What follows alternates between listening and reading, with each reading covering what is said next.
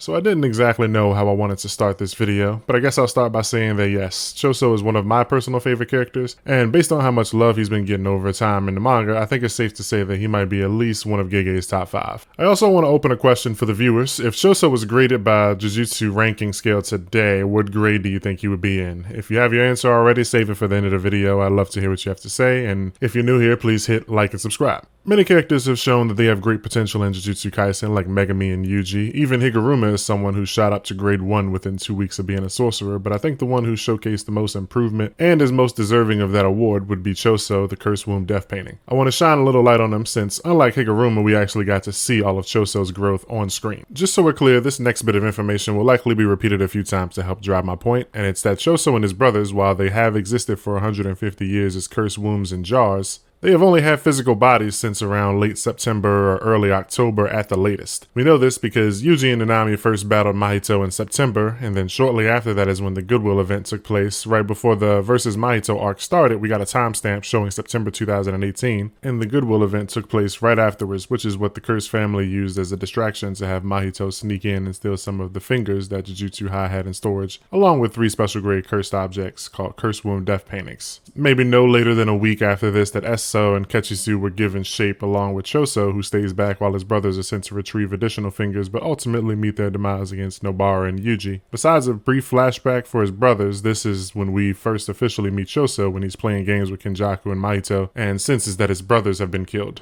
Throughout this video, I'll talk a bit about each fight that Choso has been involved in. The first one being the fight versus Gojo in the subway. During the battle that sealed Gojo, Choso is one among the group of cursed spirits that aids in taking down the strongest modern-day sorcerer, but Choso is the one with the least investment, and because of this, you can often see that he is least interested or motivated to fight. Joko even yells and threatens to kill him if he doesn't help, and he throws out a few attacks here and there, but mostly keeps his distance because this isn't really his fight. Choso doesn't exactly care about taking down Gojo, nor helping the side he is aligned with. He is only working with them because they gave him and his brothers bodies, and working with the Cursed family will help him get revenge on Nobara and Yuji. That's it for that first fight. Next is his fight against Yuji. Now this was already one of my favorite fights in the manga, but now that the anime has reached this point, it's going to be hard to not include this in lists for best anime fights in general. Yuji vs. Choso is an excellent showcase of choreography in Jujutsu Kaisen and easily one of the best fights in the entire series. During this fight, you get to see Choso face off against Yuji, one of the 2 people that killed his brothers, and he is filled with rage. This is a heavily emotional fight for Choso, and kind of the main reason I decided to make this video in the first place. Sorcerers and JJK usually have a few things that might get in the way of them becoming more powerful. In Choso's case, the things that he was lacking were really just stuff like experience and emotional stability. In a few cases, Choso flies off and acts before thinking, like when Mekamaru taunts him and he rushes into the restroom, which, to be fair, most people would take this sort of bait. The experience part, like I said, is the main reason for the video and makes me bring up Choso's age and time in combat. The anime kind of goes against my whole point, honestly, because I was going to talk about how Choso pretty much never being in a fight before is what caused him to take as much damage as he did. But during that episode, they make him look damn near like a god compared to Yuji. Either way, Choso's lack of knowledge and just general combat experience led him to getting lured into a restroom, which is where he undoubtedly came into a disadvantage due to being surrounded by water, and they even made a point of showing that he had absolutely no clue why his blood techniques were being canceled out. Even still, while Yuji made an excellent show of his CQC skill, Choso managed to pull out a win in their fight due to having a bigger bag of tricks and being able to focus and lock in at the right moments. The anime doesn't mention a few things here during their fight, like how Choso's blood blade works. It isn't mentioned in the anime. He doesn't just create a blade out of blood, but also strengthens its lethality by moving the blood at super high speed. The anime doesn't tell you, but you can probably pick up on it if you pay attention, but the flowing red scale ability he uses is the same one that Naruto Shikamo uses in a previous arc when he's fighting Megami, and it works like doping, allowing them to further control their blood pressure and body temperature and things like that to enhance their physical abilities. There's also this super cool blood retracting thing that Choso does in the anime that's not in the manga at all, but they did a really amazing job making him look cool. Next is the group brawl at the end of Shibuya. During the final clash of the Shibuya incident arc, Kenjaku appears to have everyone cornered until Choso makes his way to the battlefield, creating a disturbance that slightly tipped things in the protagonist's side's favor.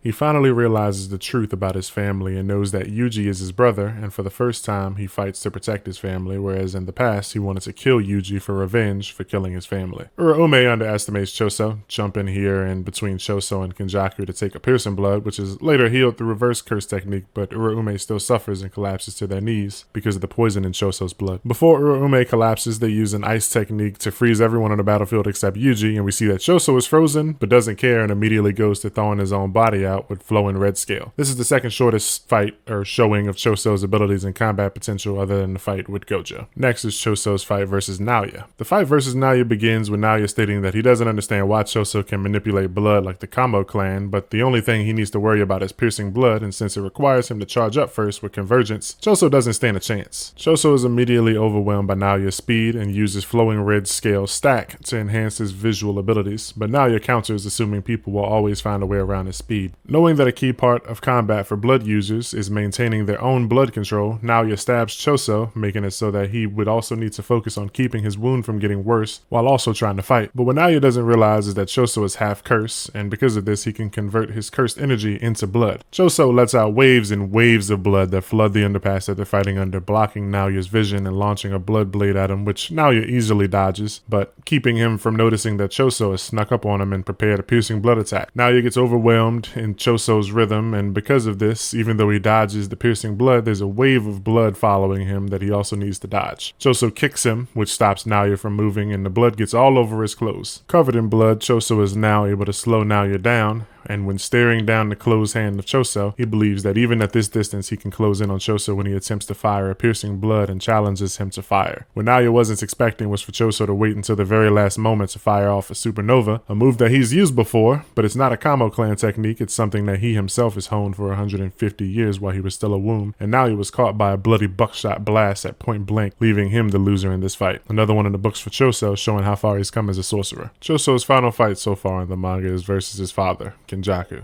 On November 16th, 2 weeks after he fought Yuji in the bathroom, and about 2 months since he's had a human form, Choso fights his father, Kenjaku, above the tomb of the Star Corridor. Kenjaku states that Choso is no longer useful or interesting to him, and Choso seems to have matured a bit, instead of flying off the handle like he did when he first saw Yuji, or right after that when he attacked Kenjaku. He says he only has a vague desire to kill Kenjaku here. Kenny goes over his plan a little and talks about how he expected so much more from Choso and his brothers. This does piss Choso off. Kenjaku likes to make a point about how boring and uninterested the cursed wombs are, and continues to say things that anger Choso, leading to their fight beginning. It starts with a piercing blood, which Kenjaku easily evades and counterattacks, which also creates cover for Choso to sneak in his tiny balls of blood for supernovas. Kenjaku clearly has the upper hand during this fight, and he knows Choso is just stalling to learn his techniques, but even while Choso is taking blows, he still manages to drop a few supernova starters here and there that catch Kenjaku off guard, at least for a second. It's during this fight where Kenjaku says he can reduce even a first-grade sorcerer like Choso to such a pitiful state, and that also brings me back to my earlier question about his grade. The cursed wombs were said to be special grade objects, and special first grade is just a grade 1 rank that hasn't been officially classified, like Naoya, but Kenjaku doesn't consider Choso to be special grade, so I'm guessing while they were a womb, they're special grade, but they go down a rank a little bit once they've obtained a weaker human body? I don't know, let me know. It's here where Choso turns up the heat, activating flowing red scale stack again, showing off that he can use his brother's abilities, like Esso's Wing King, to grant himself even more speed, and when he gets in close enough to melee, he fires the blood from the wings to surround Kenjaku, but he dodges it, and mentions that the blood being poisonous has no effect on Kenjaku since they're, related. Choso, though, once again demonstrates more of his creativity, using his brothers to motivate and empower him, and he tosses his arm held together with blood across the room and grabs Kenjaku from the tree and yanks him down to the ground, and you can see the surprise on Kenny's face here, before Choso attempts to hammer down a heavy strike on him. Again, Kenjaku blocks this and gets away, but Choso uses Wing King again to shoot tracking blood towards Kenjaku. What Kenny didn't realize is that the blood this time wasn't specifically meant to pierce him, but that it was just being used to carry compressed blood towards him so that Choso could let off multiple supernovas around Kenjaku. Even though he knew Choso had this ability after dodging it several times, he was finally backed into a corner by it and forced to use a gravity technique to deflect all of the buckshots. This annoyed Kenjaku, who had until this point been talking mad shit non-stop about how uninteresting Choso was. The fight changes a little bit as Yuki tags in. I won't talk about that, but eventually Choso does jump back in to make it a 2v1, and they're doing well, but ultimately they both get overwhelmed by Kenjaku and his use of gravity. One of the things that stuck out to me the most during this fight, though, was the thing that eventually causes Yuki's defeat is Kenjaku fighting to make it seem like he was biding his time, but he was actually setting the stage for a tiny Uzumaki. He caught Yuki off guard with this little Uzumaki, and it's the first time we've seen one of this size, even though Kenjaku is so much to say about how boring, uninteresting and unimaginative Choso is, along with his brothers, I personally think this idea for the tiny Uzumaki came from seeing Choso make sneaky under-the-radar attacks with Supernova previously. Choso has many abilities, many strengths, and few weaknesses. I think a lot of people's tier lists probably have him a little bit lower than he deserves to be, but Choso is one of the best fighters in the series IMO. He has a very deep bag, and even though he lacked experience, he was still able to overcome every enemy he faced until he faced Kenjaku. I think if he had a little more time in the field, he would become much stronger, and I don't know if I'd put him in special grades since I doubt he'd be considered nation level, but who knows. What are your thoughts on Choso? Do you think he was always top tier? Did you think much lesser of him before this video, and have your thoughts changed? Do you think he'll get to play another part in the series before it ends, or is his role now to just be Choso, the human brother to Yuji, and that he won't fight anymore? Let me know down below in the comments what you think, and if you want to see more videos like this, let me know. Please leave a like and subscribe if you haven't already. Stay hydrated and have a nice day.